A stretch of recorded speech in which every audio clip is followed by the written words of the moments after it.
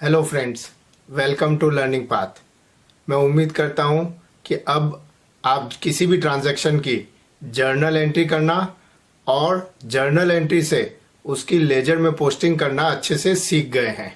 अगर आपको इस प्रोसेस तक कोई भी डाउट है तो आप मेरे पुराने वीडियोस देख सकते हैं, जिनकी मदद से आप अच्छे से जर्नल एंट्री करना और पोस्टिंग करना सीख सकते हैं।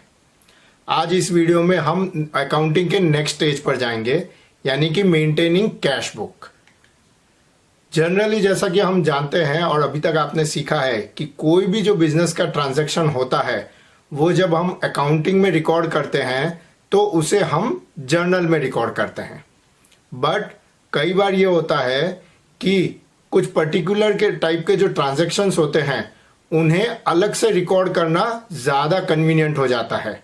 ऐसा क्यों करते हैं? क्योंकि it is useful when there are large number of transactions of similar type. For example cash receipt and payments, credit purchase, credit sales. तो कैश रिसीट और पेमेंट, क्रेडिट परचेज और क्रेडिट सेल्स, ये ट्रांजैक्शन ऐसे होते हैं जो किसी भी बिजनेस में बहुत ही रेगुलर बेसिस पे, डेली बेसिस पे होते हैं और बिजनेस के ज़्यादातर ट्रांजैक्शन जो है इस कैटेगरी के होते हैं। तो इस तरह के ट्रांजैक्शन को अगर अलग तरह से रिकॉर्ड किया जाए, अलग बुक में रिकॉर्ड किया जाए, तो बिजनेस को कुछ एडिशनल इंफॉर्मेशन मिल सकती है कि जो डायरेक्टली जर्नल से नहीं मिलती है। और इसीलिए हर एक बिजनेस जो है कुछ सब्सिडियरी बुक्स ऑफ अकाउंट्स रखता है। ये सब्सिडियरी बुक्स ऑफ अकाउंट्स जो है जर्नल के अलावा होते हैं। And no journal entry is made when transaction is recorded in subsidiary books।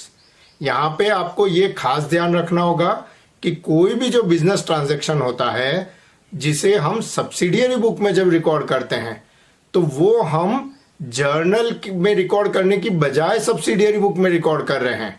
इसीलिए उस ट्रांजैक्शन की जर्नल में कोई एंट्री नहीं होती है।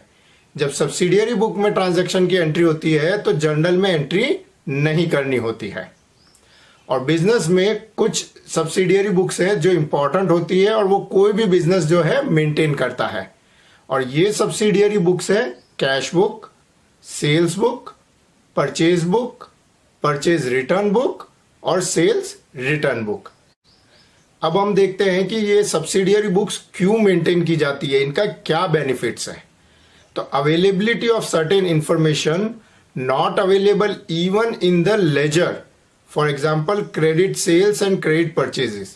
जैसा कि हम जानते हैं हर एक ट्रांजैक्शन जो जर्नल में एंटर करते हैं हम उसकी लेजर में पोस्टिंग करते हैं, लेकिन लेजर में सेल या परचेज से रिलेटेड सारे ट्रांजैक्शन की पोस्टिंग हो जाती है, चाहे वो क्रेडिट में हो या कैश में हो। तो अगर किसी बिजनेस को ये जानना हो कि मेरा क्रेडिट सेल कितना है एक पर्टिकुलर पीरियड का या क्रेडिट परचेज कितना है टोटल, तो वो जानकारी लेजर से नहीं मिल सकती, क्योंकि लेजर में कैश परचेज और कैश सेल की भी एंट्री की हुई होती है। लेकिन अगर सेल्स या परचेज बुक मेंटेन की जाती है तो उसकी जानकारी उन सब्सिडियरी बुक से मिल सकती है। Certain information is directly available without preparing the ledger. For example cash balance. तो जैसा कि अभी आपने सीखा होगा अभी तक कि जितने भी कैश ट्रांजैक्शन होते हैं उनकी जब हम जर्नल एंट्री करके फिर लेजर में कैश अकाउंट में पोस्टिंग करते हैं, तो जब भी हम वो उस कैश अकाउंट को टैली करते हैं, बैलेंस करते हैं, तब हमें कैश बैलेंस पता होता है। और लेजर में जो है किसी भी अकाउंट को रेगुलरली जो है हम बैलेंस नहीं करते हैं। तो अगर किसी भी बिजनेस को रेगुलरली जो है अपना कैश बैलेंस जानना हो तो वो कैश अकाउंट जो लेजर में बनाया जाता है उससे वो इंफॉर्मेशन नहीं मिल पाती है, और इसीलिए कैश बुक अलग से मेंटेन की जाती है।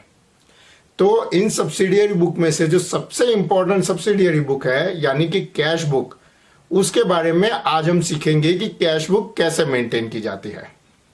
तो सबसे पहले है कि all cash receipts and payments are directly recorded in the cash book. These transactions are not recorded in the journal. यानी कि जब भी कोई बिजनेस कैश बुक अलग से मेंटेन करता है तो कोई भी ट्रांजैक्शन जिसमें कैश की रिसीट हो रही है या कैश का पेमेंट हो रहा है तो उस ट्रांजैक्शन को डायरेक्टली कैश बुक में ही रिकॉर्ड किया जाता है, जर्नल में उसका कोई रिकॉर्ड नहीं किया जाता है।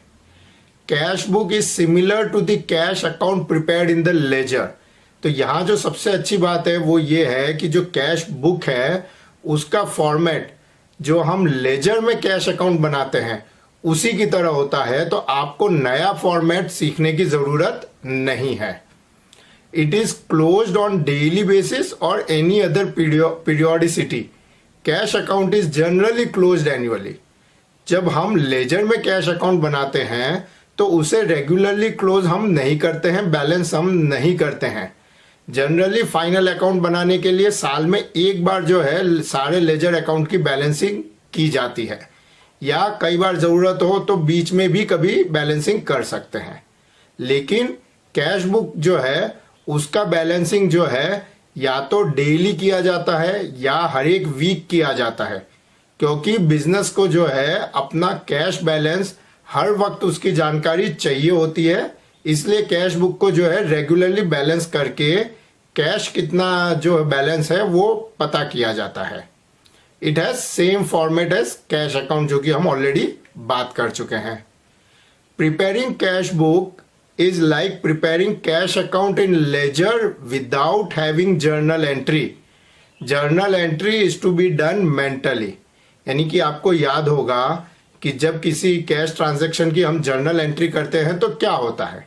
मान लीजिए अगर हमने कैश में परचेज की है तो उसकी जर्नल एंट्री होती है purchase account debit to cash account. और इस ट्रांजैक्शन की जब हम पोस्टिंग करने जाते हैं लेजर में तो कैश अकाउंट चूंकि क्रेडिट हो रहा है तो हम कैश अकाउंट के क्रेडिट में जाते हैं और वहां पे हम पर्टिकुलर्स में लिखते हैं परचेज अकाउंट। इस तरह से हम जर्नल में एंट्री करते हैं और उसके बाद पोस्टिंग करते हैं। कैश बुक जब हम मेंटेन करते हैं तब भी प्रोसेस यही होती है, लेकिन चूंकि जर्नल में कोई एंट्री नहीं होती है तो इसीलिए वो जो जर्नल एंट्री है आपको अपने माइंड में जो है वो बनानी होगी। और उसकी डायरेक्ट पोस्टिंग जब हम करते हैं, यानी कि जैसे इस ट्रांजैक्शन में कैश अकाउंट हमने क्रेडिट किया तो कैश बुक के क्रेडिट में इस ट्रांजैक्शन को हम डायरेक्टली रिकॉर्ड कर लेते हैं बिना किसी जर्नल एंट्री के। All the receipts in cash are recorded on the debit side of cash book. अभी तक आप ये सीख चुके होंगे कि जब भी हम कैश रिसीव करते हैं तो कैश का अकाउंट डेबिट होता है। आपको याद होगा कि कैश जो है रियल अकाउंट होता है और रियल अकाउंट का रूल था debit what comes in, credit what goes out. तो जब भी कैश आती है हम कैश अकाउंट को डेबिट करते हैं। तो इसीलिए कैश बुक जब मेंटेन की जा रही है तब भी जितनी भी रिसीट्स होती है उन सबको हम सीधा कैश बुक के डेबिट साइड में रिकॉर्ड कर देते हैं।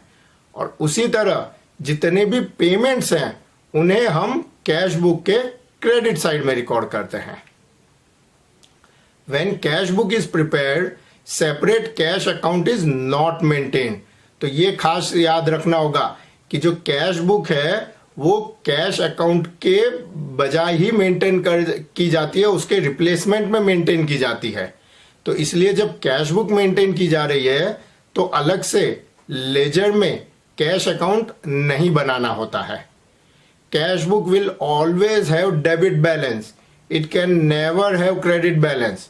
ये हम पहले भी बात कर चुके हैं जब हमने लेजर पोस्टिंग सीखी थी कि कैश अकाउंट का हमेशा बैलेंस जो है डेबिट ही हो सकता है, क्योंकि किसी भी बिजनेस में कैश जितनी आ रही है उससे ज्यादा कैश का पेमेंट हो ही नहीं सकता।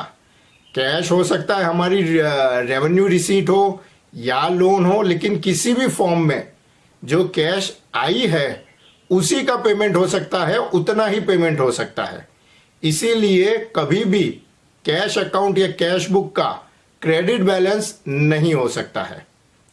Balancing of cash book is done in the same way as any other ledger account. यानी कि जो कैश बुक का जब हम बैलेंस निकालने जाते हैं, कैश बैलेंस निकालते हैं, तो उसका बैलेंसिंग जो है ठीक उसी तरह करते हैं जैसे किसी भी लेजर अकाउंट का करते हैं। कि जिस साइड का टोटल ज्यादा है पहले हम उसका टोटल कर लेते हैं, वही टोटल दूसरी साइड में हम रख देते हैं और फिर डिफरेंस जो है हम कैलकुलेट कर लेते हैं जो कि उस अकाउंट का बैलेंस होता है। तो उसी तरह कैश बुक की भी बैलेंसिंग की जाती है। तो कैश बुक बनने के बाद जो है नेक्स्ट स्टेप आता है कि कैश बुक में से कैसे पोस्टिंग करनी, क्योंकि अभी तक तो हमने देखा था कि जर्नल में जब ट्रांजैक्शन रिकॉर्ड किया जाता है तो उसमें से जो दो अकाउंट जर्नल एंट्री में इन्वॉल्व हैं उन दोनों अकाउंट में जाकर लेजर में हम पोस्टिंग कर देते हैं। अब यहां पे जब हम कैश बुक बना रहे हैं तो जर्नल एंट्री तो हो नहीं रही है, ट्रांजैक्शन सीधा का सीधा कैश बुक में रिकॉर्ड हो रहा है। तो कैश बुक में से पोस्टिंग कैसे करनी चाहिए वो आप जरा ध्यान से देखिए कि since cash book is similar to cash account, one side of posting is already done.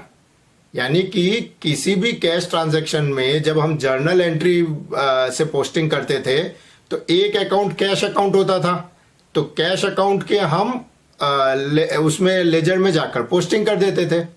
यहां जब हम कैश बुक बना रहे हैं तो वो पोस्टिंग ऑलरेडी हो गई है, क्योंकि जैसा कि हमने बात की जो कैश बुक है वो कैश अकाउंट की जगह ही बनाई गई है। तो एक पार्ट ऑफ पोस्टिंग तो डायरेक्टली तभी हो गया जब हमने ट्रांजैक्शन को सीधा कैश बुक में रिकॉर्ड किया। Only second side of posting is required to be done, यानी कि जो कैश के अलावा जो दूसरा अकाउंट इन्वॉल्व है ट्रांजैक्शन में, सिर्फ उसकी पोस्टिंग हमें कैश बुक से करनी होती है। तो हमारा आधा काम तो ऑलरेडी हो जाता है जब हम कैश बुक प्रिपेयर करते हैं। और पोस्टिंग फ्रॉम कैश बुक जो है कैसे की जाती है उसको अब आप जरा ध्यान से समझिए। पहला पॉइंट है, all the receipts on the debit side of cash book represent that the cash account was debited. जैसा कि हमने बात की, जितनी भी कैश रिसीट्स है उनको कैश अकाउंट के डेबिट में हम लिखते हैं। और कैश अकाउंट के डेबिट में लिखा है, इसका मतलब अगर हम जर्नल एंट्री के बारे में सोचे तो उन सभी ट्रांजैक्शन में कैश अकाउंट डेबिट हुआ होगा, तभी हमने जो है कैश बुक के डेबिट में एंट्री की है। और इसका मतलब ये हुआ कि the account shown in particulars column of debit side of cash book was credited. यानी कि कैश बुक के डेबिट साइड में जो भी अकाउंट लिखे हुए हैं पर्टिकुलर्स कॉलम में, अगर हमने जर्नल एंट्री बनाई होती तो उस अकाउंट को हमने क्रेडिट किया होता। तो चूंकि उस अकाउंट को हमने क्रेडिट किया होता जर्नल एंट्री में, तो अब जब हम कैश बुक से पोस्टिंग कर रहे हैं तो डेबिट साइड में जितने भी अकाउंट लिखे हैं कैश बुक की डेबिट साइड में, उन सभी अकाउंट के क्रेडिट साइड में हम पोस्टिंग करेंगे और वहां पर्टिकुलर्स कॉलम में लिखेंगे कैश अकाउंट। तो मैं फिर से रिपीट कर देता हूं, कैश बुक के डेबिट साइड में जितने भी अकाउंट पर्टिकुलर्स कॉलम में लिखे हुए हैं उन सभी अकाउंट के क्रेडिट साइड में जाकर हम पोस्टिंग करते हैं और पर्टिकुलर्स कॉलम में लिखते हैं cash account. Similarly, all the payments on credit side of cash book represent that cash account was credited। तो कैश अकाउंट के क्रेडिट में हमने जितने भी पेमेंट लिखे हुए हैं, इसका मतलब अगर जर्नल एंट्री हमने की होती तो कैश अकाउंट क्रेडिट किया होता। और इसका मतलब हुआ है कि जो हमने अकाउंट पर्टिकुलर्स कॉलम में दिखाए हुए हैं कैश बुक के क्रेडिट साइड में, वो सारे अकाउंट जो है डेबिट हो रहे हैं। तो जब हम वहां से कैश बुक के क्रेडिट साइड से पोस्टिंग कर रहे हैं तो जितने भी अकाउंट लिखे हुए हैं क्रेडिट साइड में, उन अकाउंट के डेबिट साइड में हम जाकर लेजर में पोस्टिंग करेंगे और पर्टिकुलर कॉलम्स में हम लिखेंगे कैश अकाउंट। एक बार मैं फिर रिपीट कर देता हूं, कैश बुक के क्रेडिट साइड में पर्टिकुलर कॉलम्स में जितने भी अकाउंट लिखे हैं, हर एक अकाउंट के डेबिट साइड में हम पोस्टिंग करेंगे और लिखेंगे पर्टिकुलर्स में कैश अकाउंट। तो अभी तक हमने जो भी बात की कि कैश बुक कैसे प्रिपेयर की जाती है, उससे कैसे पोस्टिंग की जाती है, उसे अच्छे से समझने के लिए हम एक एग्जाम्पल लेते हैं जिससे कि आपको कैश बुक कैसे बनती है वो बहुत ही क्लियरली समझ में आ जाएगा। एग्जाम्पल है कि from following transactions prepare the cash book of Rajesh and make postings in different accounts. तो सबसे पहले तो हम कैश बुक का जो फॉर्मेट है वो देख लेते हैं अगेन, और हम एक ब्लैंक फॉर्मेट बना लेते हैं और इसके बाद एक एक करके इन ट्रांजैक्शन की हम कैश बुक में डायरेक्टली एंट्री करेंगे।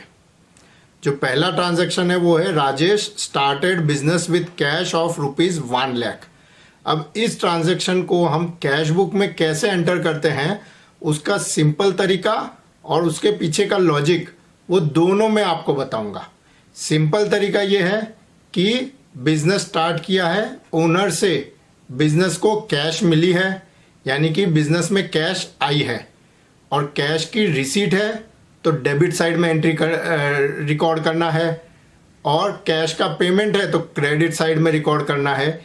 ये हुआ सिंपल तरीका ये पता करने का कि किसी भी ट्रांजैक्शन को जो है कैश बुक के डेबिट में रिकॉर्ड करना है या क्रेडिट में रिकॉर्ड करना है। सारी रिसीट्स है जो कैश की वो डेबिट में आएगी, सारे पेमेंट है वो क्रेडिट में जाएंगे। इसके पीछे का जो लॉजिक है वो भी मैं आपको समझा देता हूँ। जैसा कि आप सीख चुके हैं कि जब ओनर बिजनेस में कैश लाता है तो उसकी जर्नल एंट्री क्या होती है, cash account debit to capital account. और इसकी जब हम पोस्टिंग करेंगे तो क्या करेंगे, कैश अकाउंट के डेबिट में हम जाएंगे और उसके डेबिट में पर्टिकुलर्स कॉलम में हम लिखते हैं कैपिटल अकाउंट। तो जब हम कैश बुक मेंटेन कर रहे हैं तो जैसा कि मैंने अभी आपको बताया था, कैश बुक मेंटेन करने का मतलब हुआ कि कैश अकाउंट में डायरेक्टली पोस्टिंग करना बिना जर्नल एंट्री किए। तो इसलिए इस ट्रांजैक्शन को हम कैश अकाउंट के डेबिट में रिकॉर्ड कर रहे हैं और पर्टिकुलर्स कॉलम में हम लिख रहे हैं कैपिटल अकाउंट। तो इस तरह से मैंने आपको जो है कैश के ट्रांजैक्शन को कैश बुक में कैसे रिकॉर्ड करना है उसका सिंपल तरीका भी बताया है और उसके पीछे का लॉजिक भी बताया है। तो अब हम बाकी के जो ट्रांजैक्शन है उन्हें एक एक करके हम कैश बुक में रिकॉर्ड करते हैं। नेक्स्ट ट्रांजैक्शन है he bought goods from Sanjay for ₹20,000 in cash. Goods जो परचेज किए हैं तो एक अकाउंट परचेज ही होता है और कैश का पेमेंट किया है तो क्रेडिट साइड में हम रिकॉर्ड करेंगे। तो कैश बुक के क्रेडिट साइड में हम लिख देंगे by purchase account 20,000। Next transaction है ₹5,000 were spent on the stationery. Stationery के ऊपर एक्सपेंस है इसलिए स्टेशनरी अकाउंट इसमें इन्वॉल्व है और कैश जो है उसका पेमेंट किया जा रहा है, बिजनेस से कैश जा रही है तो इसे कैश बुक के हम क्रेडिट में लिखेंगे स्टेशनरी अकाउंट 5,000। नेक्स्ट ट्रांजैक्शन है he gave loan of ₹50,000 to Suresh. तो यहाँ पे जो अकाउंट इन्वॉल्व है कैश के अलावा वो हो गया है loan to Suresh account. Again cash जा रही है तो क्रेडिट साइड में हम रिकॉर्ड करेंगे loan to Suresh account 50,000। Next transaction है ₹8,000 were disbursed as salary to workers. Salary का पेमेंट हुआ है तो एक अकाउंट जो इन्वॉल्व है वो है सैलरी अकाउंट। पेमेंट हुआ है तो कैश जा रही है तो कैश अकाउंट के हम क्रेडिट में रिकॉर्ड करेंगे और हम लिखेंगे सैलरी अकाउंट 8,000। नेक्स्ट ट्रांजैक्शन है he bought goods of ₹12,000 from Vishwanath. अब यहाँ पे थोड़ा सा आप ध्यान दीजिए कि कहीं पे भी कैश वर्ड यूज नहीं हुआ है और जिससे हमने माल खरीदा है उस सप्लायर का नाम लिखा हुआ है। तो आपको याद होगा कि कैश और क्रेडिट ट्रांजैक्शन आइडेंटिफाई करने के जो हमारे रूल्स थे उसमें हमने बात की थी, हमने सीखा था कि जब कैश वर्ड यूज नहीं किया हुआ है और सप्लायर या पार्टी का नाम दिया हुआ है तो उसे हम क्रेडिट ट्रांजैक्शन की तरह ट्रीट करेंगे, कैश ट्रांजैक्शन की तरह ट्रीट नहीं करेंगे। तो ये जो ट्रांजैक्शन है ये क्रेडिट ट्रांजैक्शन है इसलिए इसका कोई भी रिकॉर्डिंग जो है कैश बुक में नहीं होगा। Next transaction he bought goods of ₹21,000 for cash. Goods purchase किया है तो एक अकाउंट जो दूसरा अकाउंट जो इन्वॉल्व है वो है परचेज अकाउंट। तो और पेमेंट किया हुआ है कैश का, तो हम कैश अकाउंट के क्रेडिट में जाएंगे और लिखेंगे purchase account 21,000। Next transaction, he sold goods of ₹20,000। यहाँ पे सेल किया जा रहा है, तो जो सेकेंड अकाउंट इन्वॉल्व है वो है सेल्स अकाउंट, और कैश रिसीव हो रहा है। तो रिसीट की एंट्री जो होती है वो डेबिट साइड में होती है, तो कैश बुक के डेबिट साइड में हम लिखेंगे sales account 30,000। Rajesh made payment to Vishwanath. अब यहाँ पे विश्वनाथ को पेमेंट किया जा रहा है, तो ऑब्वियसली ये कैश ट्रांजैक्शन है। यहाँ पे अमाउंट जो है पेमेंट की वो नहीं दी हुई है, लेकिन हमें पता है कि हमने विश्वनाथ से 12,000 के गुड्स खरीदे थे, तो जो पेमेंट है वो भी 12,000 का हुआ होगा। तो यहाँ पे जब हम पेमेंट कर रहे हैं विश्वनाथ को, तो जो सेकेंड अकाउंट इन्वॉल्व है वो हो जाएगा विश्वनाथ अकाउंट, और हम पेमेंट कर रहे हैं तो कैश बुक के क्रेडिट साइड में रिकॉर्ड करेंगे, वहाँ हम लिखेंगे विश्वनाथ अकाउंट 12,000। और लास्ट ट्रांजैक्शन है, he received interest of ₹1,000 from Suresh. Interest का रिसीट हो रहा है, इनकम हो रही है। तो जो सेकंड अकाउंट इन्वॉल्व है वो है इंटरेस्ट ऑन लोन अकाउंट, क्योंकि हमने जो लोन दी थी उसके ऊपर हमें इंटरेस्ट मिला है, और पैसा चूंकि मिल रहा है तो हम उसे कैश बुक के डेबिट साइड में रिकॉर्ड करेंगे, और वहाँ हम लिखेंगे interest on loan account 1,000 rupees.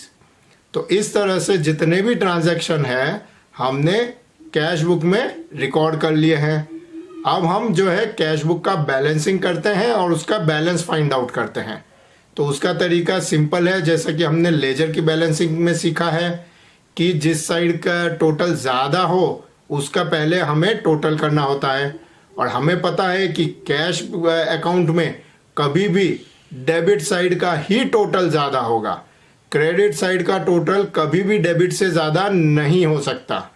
इसीलिए कैश बुक को बैलेंसिंग करना ज़्यादा आसान है, हमें सीधा सीधा पहले डेबिट साइड का ही टोटल कर लेना है। तो जो डेबिट साइड का टोटल है वो हो रहा है 1,56,000।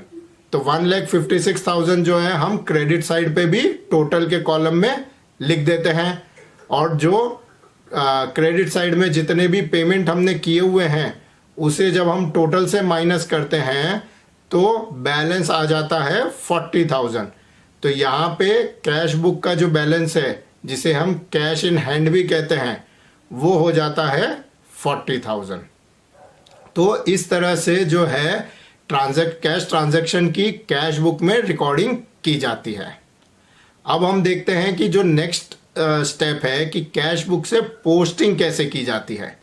तो ये बड़ा सिंपल है। पहले हम देखते हैं कि जो कैश बुक की डेबिट साइड है उसमें क्या है। जैसा कि हमने बात की थी, कैश बुक की डेबिट साइड में हमने जितने भी अकाउंट लिखे हैं वो अगर हमने जर्नल एंट्री की होती तो वो सभी अकाउंट क्रेडिट हुए होते। तो अब इन सभी अकाउंट में हम एक एक करके क्रेडिट साइड में जाएंगे और उनके क्रेडिट साइड में एंट्री करेंगे और पर्टिकुलर्स में लिखेंगे कैश अकाउंट। तो अब यहाँ पे जो सबसे पहले ट्रांजैक्शन है वो लिखा हुआ है कैपिटल अकाउंट 1 लाख।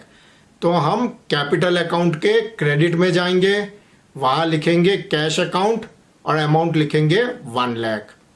नेक्स्ट है सेल्स अकाउंट 25,000। तो हम सेल्स अकाउंट के क्रेडिट साइड में जाएंगे, पर्टिकुलर्स में लिखेंगे कैश अकाउंट और अमाउंट 25,000। नेक्स्ट ट्रांजैक्शन अगेन है सेल्स अकाउंट 30,000। तो फिर से हम सेल्स अकाउंट के ही क्रेडिट में लिखेंगे cash account amount 30,000। Next transaction है इंटरेस्ट ऑन लोन अकाउंट। तो इंटरेस्ट ऑन लोन अकाउंट के हम क्रेडिट साइड में जाएंगे, वहाँ हम लिखेंगे कैश अकाउंट और अमाउंट 1,000। तो इस तरह से कैश बुक के जितने भी डेबिट साइड में जितने भी ये अकाउंट लिखे हुए हैं उनके क्रेडिट साइड में जाकर हमने पोस्टिंग कर दी। अब कैश बुक के जो क्रेडिट साइड में ट्रांजैक्शंस हैं उनकी हम पोस्टिंग करते हैं। तो जैसा कि हमने बात की थी कि ये सभी अकाउंट अगर हमने जर्नल एंट्री की होती तो डेबिट हुए होते, इसलिए हम इन सभी अकाउंट के डेबिट साइड में जाकर पोस्टिंग करेंगे। तो पहला ट्रांजैक्शन है परचेज अकाउंट 20,000, तो हम परचेज अकाउंट के डेबिट साइड में जाएंगे, वहाँ पर्टिकुलर्स में लिखेंगे कैश अकाउंट और अमाउंट 20,000। फिर नेक्स्ट ट्रांजैक्शन है स्टेशनरी अकाउंट 5,000, तो स्टेशनरी अकाउंट के हम डेबिट साइड में जाएंगे, पर्टिकुलर्स में कैश अकाउंट और amount 5,000। Next transaction loan to Suresh account, तो लोन टू सुरेश अकाउंट के डेबिट साइड में जाएंगे, पर्टिकुलर्स में लिखेंगे कैश अकाउंट और अमाउंट में 50,000। नेक्स्ट ट्रांजैक्शन है सैलरी अकाउंट 8,000, तो हम सैलरी अकाउंट के डेबिट साइड में जाएंगे, पर्टिकुलर्स में कैश अकाउंट और अमाउंट 8,000। नेक्स्ट है परचेज अकाउंट 21,000, तो अगेन परचेज अकाउंट के डेबिट साइड में जाएंगे, पर्टिकुलर्स में कैश अकाउंट, अमाउंट में 21,000। नेक्स्ट है विश्वनाथ अकाउंट 12,000, तो विश्वनाथ अकाउंट के डेबिट साइड में जाएंगे, वहाँ पे हम लिखेंगे कैश अकाउंट 12,000। यहाँ पे आपको मैं सिर्फ दिखा रहा हूँ कि विश्वनाथ से हमने जब क्रेडिट पे गुड्स परचेज किए थे तो उसे हमने कैश बुक में एंट्री नहीं की थी, उसकी एंट्री हमने जर्नल में की थी। तो जर्नल में जब हमने एंट्री की होगी तो उसकी पोस्टिंग विश्वनाथ अकाउंट के क्रेडिट में हुई होगी। यहाँ मैं आपको बता दूं, ये सिर्फ मैं आपको समझाने के लिए मैंने यहाँ पे क्रेडिट साइड में लिखा हुआ है, विश्वनाथ के क्रेडिट साइड में जो है मैंने पोस्टिंग दिखाई हुई है, लेकिन आपको एक्चुअल में जब कैश बुक से पोस्टिंग कर रहे हैं तो इस तरह से नहीं करनी है, सिर्फ जो डेबिट साइड में हम पोस्टिंग कर रहे हैं वही करनी है। ये सिर्फ आपकी अंडरस्टैंडिंग के लिए मैं बता रहा हूं कि किस तरह से जो पूरा विश्वनाथ अकाउंट है वो दिखेगा।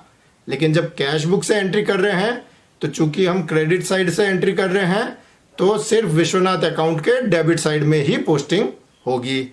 तो इस तरह से हमने जितने भी ये ट्रांजैक्शन है क्रेडिट साइड पे उनकी भी पोस्टिंग कर दी उन सभी अकाउंट के डेबिट साइड में जाकर। तो इस तरह से जो है कैश बुक से जो है हर एक रिस्पेक्टिव अकाउंट में हम पोस्टिंग कर सकते हैं।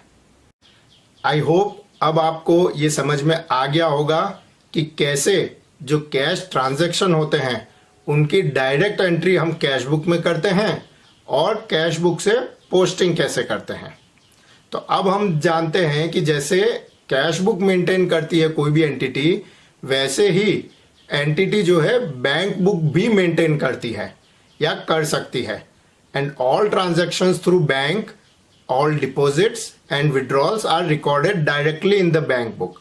तो जैसे जितने भी कैश ट्रांजैक्शन होते हैं वो सारे डायरेक्टली हम कैश बुक में जो है रिकॉर्ड करते हैं, उसी तरह बैंक से रिलेटेड जितने भी ट्रांजैक्शन होते हैं उन्हें हम डायरेक्टली बैंक बुक में रिकॉर्ड कर सकते हैं। और deposits are recorded on the debit side and withdrawals on the credit side.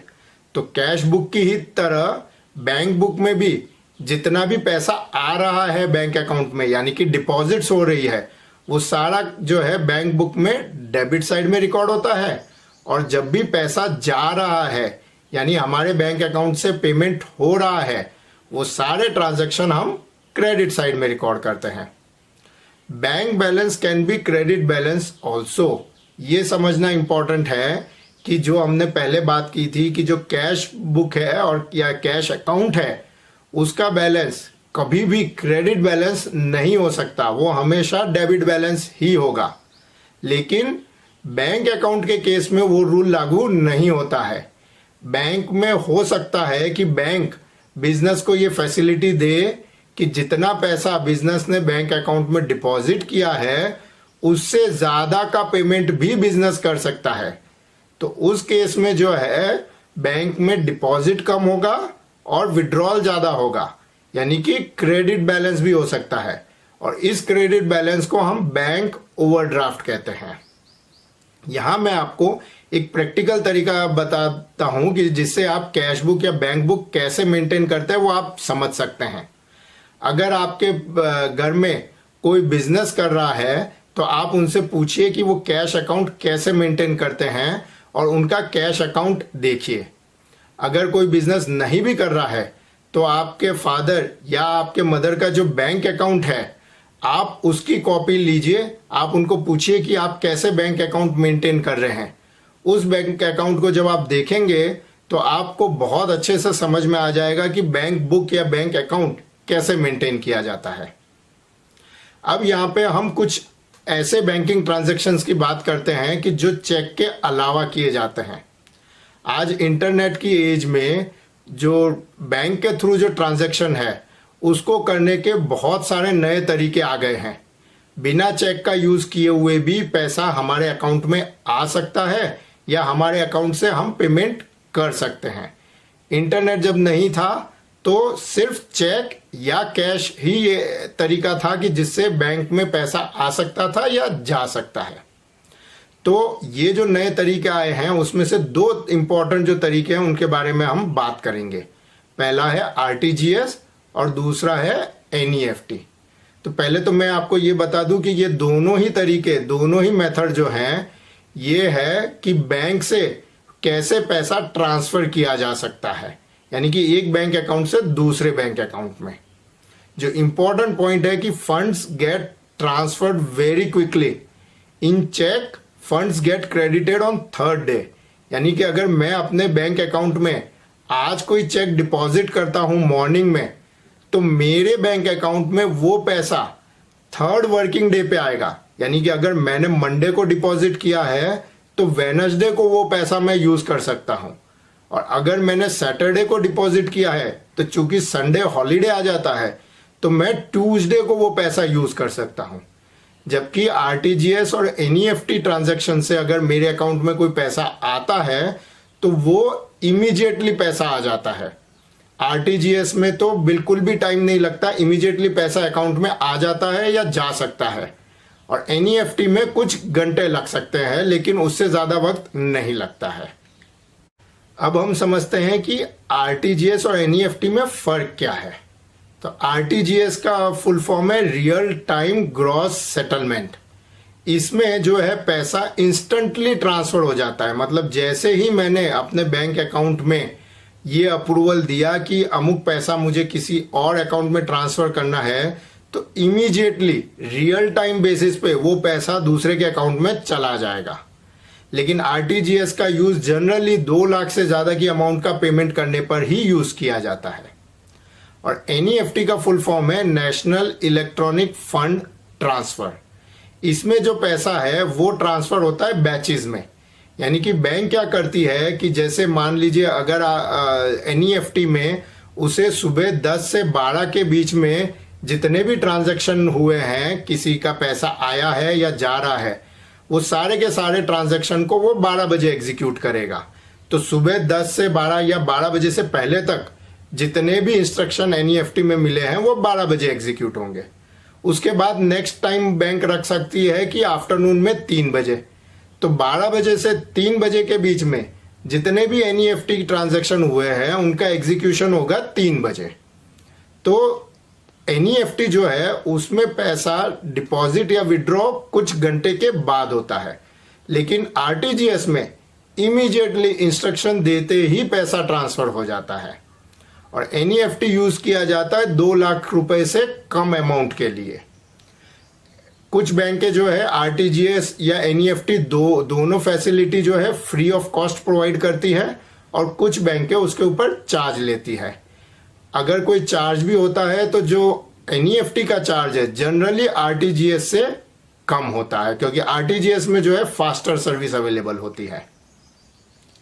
एक और दूसरा तरीका बैंक अकाउंट से के फंड यूज करने का जो है वो है क्रेडिट कार्ड का यूज या डेबिट कार्ड का यूज।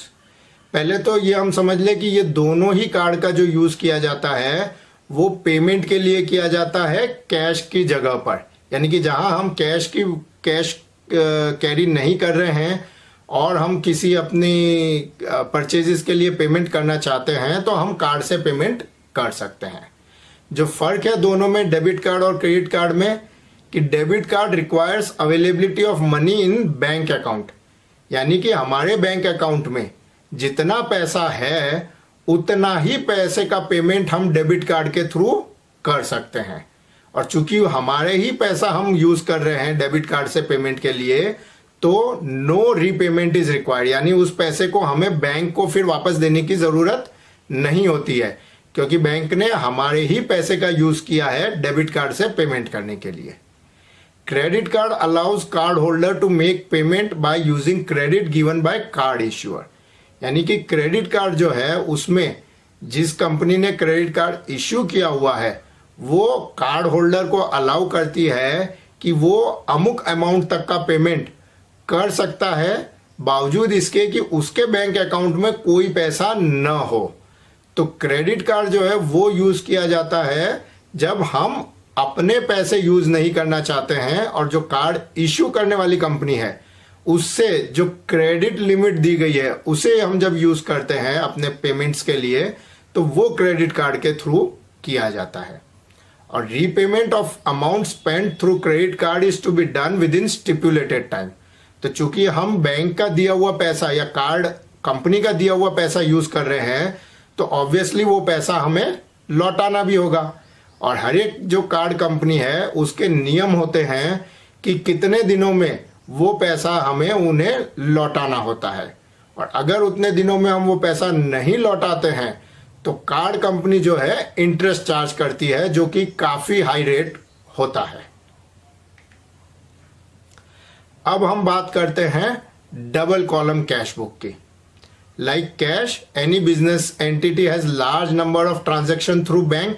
जैसा कि अभी हमने बात की कि कैश के बाद जो है बैंक के थ्रू ही जो है सबसे ज्यादा ट्रांजैक्शन कोई भी एंटिटी करती है, तो इसीलिए हो सकता है वो अलग बैंक बुक भी मेंटेन करें।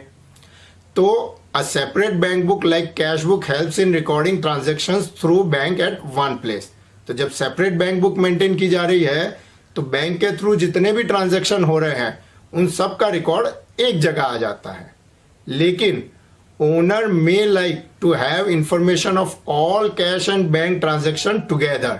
तो कई बार ये होता है कि ओनर चाहता है कि मेरे कैश और बैंक से जितने भी ट्रांजैक्शन हो रहे हैं वो सब मुझे एक ही जगह अवेलेबल होने चाहिए, क्योंकि ये ट्रांजैक्शन जो है वो बिजनेस की लिक्विडिटी पोजीशन बताते हैं, और ओनर ये चाहता है कि उसकी सारी जानकारी उसे एक ही जगह पर हमेशा डेली बेसिस पर मिलती रहे। तो for that a combined cash book and bank book is prepared. तो सिंपल तरीका है कि जो कैश बुक है और बैंक बुक है उन दोनों को मर्ज कर दिया जाए, कंबाइन कर दिया जाए। तो इस तरह से जब हम दोनों बुक को कंबाइन करते हैं तो उसे कहते हैं डबल कॉलम कैश बुक या टू कॉलमनर कैश बुक। इसे टू कॉलम या डबल कॉलम क्यों कहते हैं? क्योंकि जो डेबिट साइड है और क्रेडिट साइड है दोनों में दो कॉलम होती है फॉर एंटरिंग द ट्रांजैक्शन। एक कॉलम होती है कैश के लिए और एक कॉलम होती है बैंक के लिए। यानी कि डेबिट साइड पे भी दो कॉलम होती है कैश और बैंक, और क्रेडिट साइड पे भी दो कॉलम होती है कैश और बैंक, इसलिए उसे डबल कॉलम कैश बुक कहते हैं। आप देख सकते हैं कि जो डबल कॉलम कैश बुक है उसका फॉर्मेट है वो नॉर्मल कैश बुक या बैंक बुक की तरह ही है। फर्क इतना है कि डेबिट साइड पे भी अमाउंट रिकॉर्ड करने के लिए दो कॉलम हो जाती है, एक में हम बैंक के ट्रांजैक्शन है वो रिकॉर्ड करते हैं, दूसरे में हम कैश के ट्रांजैक्शन रिकॉर्ड करते हैं। उसी तरह क्रेडिट साइड में भी हम अमाउंट के दो कॉलम रखते हैं, एक में कैश के ट्रांजैक्शन रिकॉर्ड होते हैं, एक में बैंक के ट्रांजैक्शन रिकॉर्ड होते हैं। तो हम जब डबल कॉलम कैश बुक बनाते हैं तो जो कैश के ट्रांजैक्शन है वो हम कैश के कॉलम में रिकॉर्ड करते हैं, और जो बैंक के ट्रांजैक्शन है वो हम बैंक के कॉलम में रिकॉर्ड करते हैं। लेकिन हम जानते हैं कि there are transactions of cash deposit in bank and cash withdrawal from bank. तो आपको पता है कि जब भी हम कैश डिपॉजिट करते हैं बैंक में तो ट्रांजैक्शन की दोनों साइड जो है वो होती है कैश अकाउंट और बैंक अकाउंट। वैसे ही हम जब बैंक से कैश विड्रॉ करते हैं तब भी ट्रांजैक्शन की दोनों साइड जो होती है वो होती है कैश अकाउंट और बैंक अकाउंट।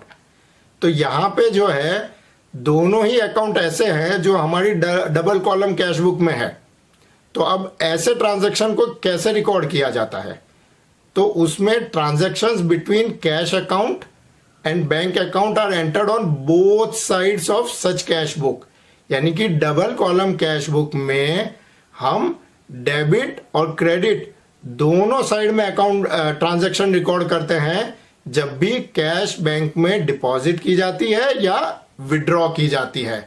तो एक रिकॉर्डिंग हम करते हैं डेबिट साइड में और एक करते हैं हम क्रेडिट साइड में।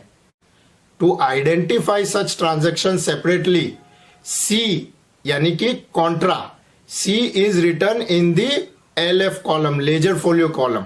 तो हमें पता है कि जब हम ट्रांजैक्शन की दोनों साइड की entry double column cash book में कर रहे हैं तो लेजर फोलियो में कुछ भी डालने की जरूरत नहीं रहेगी, तो उस कॉलम में हम सी लिखते हैं और सी का मतलब होता है कॉन्ट्रा एंट्री, यानी कि इस एंट्री के दोनों aspect double column cash book में ही है।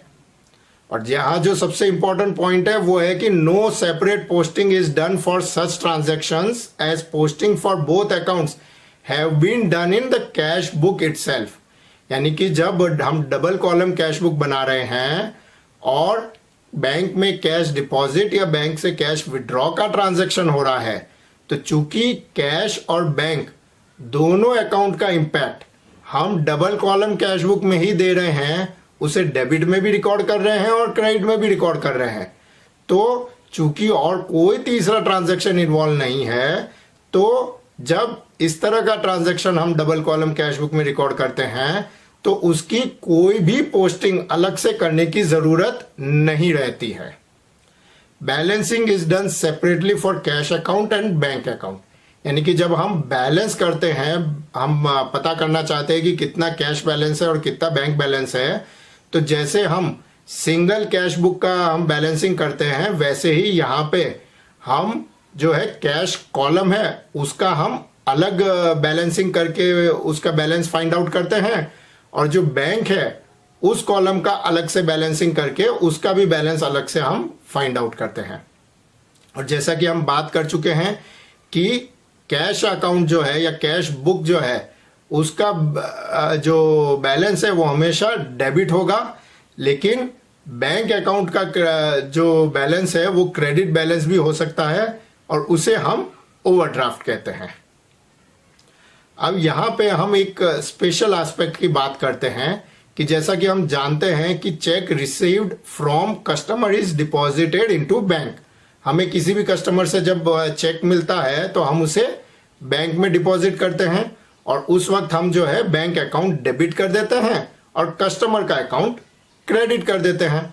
हालांकि कई बार ये होता है कि हमें कस्टमर से जो चेक मिला वो हम इमीडिएटली जो है बैंक में डिपॉजिट नहीं करते हैं। किसी कारण से हो सकता है हम वो चेक कुछ दिनों के बाद डिपॉजिट करें। जैसे कि हो सकता है कि हमें चेक मिला और हमने मिसप्लेस कर दिया और कुछ दिनों तक हमें वो मिला नहीं, या चेक मिलते ही जिस व्यक्ति के पास चेक था वो किसी काम से कहीं आउट ऑफ स्टेशन चला गया और कुछ दिनों तक चेक उसके पास ही रहा। तो ऐसे कई कारण हो सकते हैं कि जो चेक मिला कस्टमर से वो सेम डे डिपॉजिट नहीं हो पाया। तो ऐसी जो सिचुएशन होती है, यानी कि जब चेक सेम डे डिपॉजिट नहीं हो रहा है बैंक में, तो उस ट्रांजैक्शन को रिकॉर्ड करने के दो ऑप्शंस होते हैं। पहला ऑप्शन होता है यूज ऑफ कैश अकाउंट। उसमें हम क्या करते हैं, when the cheque is received it is considered as receipt of cash, यानी कि जब हमें चेक मिला तो हम ये मान के चलते हैं कि हमें कैश मिली। तो जब हमें कैश मिली है तो it is recorded in cash column on the debit side, यानी कि इफेक्टिवली हमने जर्नल एंट्री कर दी कैश अकाउंट डेबिट टू जो हमारा कस्टमर है यानी कि हमारा डेटर है उसका अकाउंट हम क्रेडिट कर रहे हैं। तो इस ट्रांजैक्शन की एंट्री जो है हम कैश साइड में कर देते हैं। When cheque is deposited in bank it is recorded as if cash has been deposited in bank, यानी कि कुछ दिनों बाद जब हम वो चेक डिपॉजिट करते हैं बैंक में तो हम उसे ऐसे रिकॉर्ड करते हैं कि जैसे हम कैश डिपॉजिट कर रहे हैं। और अगर हम कैश डिपॉजिट कर रहे हैं बैंक में तो ऑब्वियसली वो कॉन्ट्रा एंट्री होती है, उसे कॉन्ट्रा एंट्री की तरह रिकॉर्ड करते हैं। हम डेबिट साइड में भी रिकॉर्ड करते हैं और क्रेडिट साइड में भी रिकॉर्ड करते हैं। दूसरा तरीका है use of check received account, यानी कि जब हमें चेक मिला अगर हम उसे सेम डे बैंक में डिपॉजिट नहीं कर रहे हैं तो हम चेक रिसीव्ड अकाउंट या चेक इन हैंड अकाउंट जो है वो यूज करते हैं, उसे हम डेबिट करते हैं और कस्टमर का अकाउंट हम क्रेडिट कर देते हैं। तो इस ट्रांजैक्शन में या इस रिकॉर्डिंग में जैसा कि हम देख रहे हैं, न तो कैश अकाउंट यूज हो रहा है न बैंक अकाउंट यूज हो रहा है। तो इसलिए इसकी जो है हम रिकॉर्डिंग जो है डबल कॉलम कैश बुक में नहीं करते हैं। इसकी रिकॉर्डिंग जो है हम जर्नल एंट्री के रूप में जर्नल में करते हैं कि cheque received account debit to customer account, and when the cheque is deposited it is recorded on debit side of two columnar cash book in bank column, and in particular check received account is written। यानी कि फिर जब हम कुछ दिनों बाद उस check को डिपॉजिट करते हैं तो हम जर्नल एंट्री कर देते हैं कि bank account debit to cheque received account.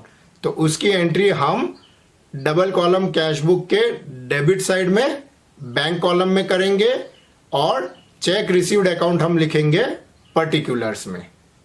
यहां पे ये जो दोनों मेथड अवेलेबल है उसमें से जो सेकंड मेथड है वो ज्यादा अप्रोप्रिएट है, क्योंकि उससे ये पता रहता है कि जब भी हमने चेक रिसीव्ड अकाउंट डेबिट कर दिया है चेक मिलने पर और चेक डिपॉजिट नहीं किया है तो चेक रिसीव्ड अकाउंट में डेबिट बैलेंस दिखाता रहेगा, और इससे बिजनेस को पता चल जाता है कि कोई चेक है जो हमें मिला है लेकिन उसे बैंक में डिपॉजिट नहीं किया हुआ है। लेकिन अलग अलग बोर्ड की जो टेक्स्ट बुक है उसमें इस ट्रांजैक्शन को रिकॉर्ड करने के लिए दो में से कोई एक मेथड यूज की हुई है। तो आपको ये देखना होगा कि जो आपकी टेक्स्ट बुक में कौन सी मेथड यूज की गई है, चेक को कैश की तरह रिसीव दिखाने वाली फर्स्ट मेथड या चेक रिसीव्ड अकाउंट यूज करने वाली मेथड। तो आपकी टेक्स्ट बुक में जो दोनों में से जो मेथड यूज की हुई है वो मेथड आपको यूज करनी होगी। हम चेक का एक और एस्पेक्ट अब समझते हैं जिसे यह कहते हैं एंडोर्समेंट ऑफ चेक। कई बार ये होता है कि cheque received from customer is not deposited in bank, it is given to supplier. यानी कि मैंने जो माल बेचा था उसके सामने मेरे कस्टमर ने मुझे जो चेक दिया है वो अल्टीमेटली तो मैंने जिससे माल खरीदा है उसे मुझे पेमेंट करना है। तो वो चेक मैं अपने बैंक अकाउंट में डिपॉजिट करूंगा, 3 दिन बाद वो पैसा आएगा और उसके बाद मैं अपने सप्लायर को पेमेंट कर पाऊंगा। तो इसकी बजाय जो फास्ट तरीका है वो है कि मुझे जो चेक मिला है अपने कस्टमर से वो सीधा का सीधा मैं अपने सप्लायर को दे दूं, ताकि उससे मेरे बैंक अकाउंट में कोई ट्रांजैक्शन भी नहीं होगा और सप्लायर को मैं फास्ट पेमेंट भी कर सकता हूं। हालांकि इस तरह का जो एंडोर्समेंट है हर तरह के चेक पे नहीं हो सकता, सिर्फ बेरर चेक या जो सिंपली क्रॉस किया हुआ चेक होता है उसे ही एंडोर्समेंट किया जा सकता है। अगर चेक में क्रॉस करके उसके ऊपर अकाउंट पे ही ओनली लिखा हुआ है तो ऐसे चेक को एंडोर्स नहीं किया जा सकता। और एंडोर्समेंट जो है वो करने के लिए जब हमें चेक मिलता है तो चेक के पीछे जो है हम सिग्नेचर कर देते हैं और अपने सप्लायर को वो चेक दे देते हैं, तो उसे कहा जाता है कि चेक को हमने एंडोर्स कर दिया। और इस तरह के चेक जो हैं इन्हें रिकॉर्ड करने के लिए भी 2 ऑप्शन है। जैसे कि हमने बात की थी कि जब हम लेट डिपॉजिट कर रहे हैं चेक को तो 2 ऑप्शन होते हैं रिकॉर्ड करने के लिए, एक कैश अकाउंट के थ्रू और एक होता है कैश चेक रिसीव्ड अकाउंट के थ्रू। तो उसी तरह जब हम एंडोर्समेंट कर रहे हैं चेक का तो उसे भी रिकॉर्ड करने के 2 तरीके होते हैं। पहला ऑप्शन है कि हम उसे कैश की तरह ट्रीट करें, यानी कि जब हमें चेक मिला तो हम उसे दिखा दें कि हमें कैश मिली, और जब हमने एंडोर्स करके दे दिया तो उसे हम बता दें कि कैश का हमने पेमेंट कर दिया।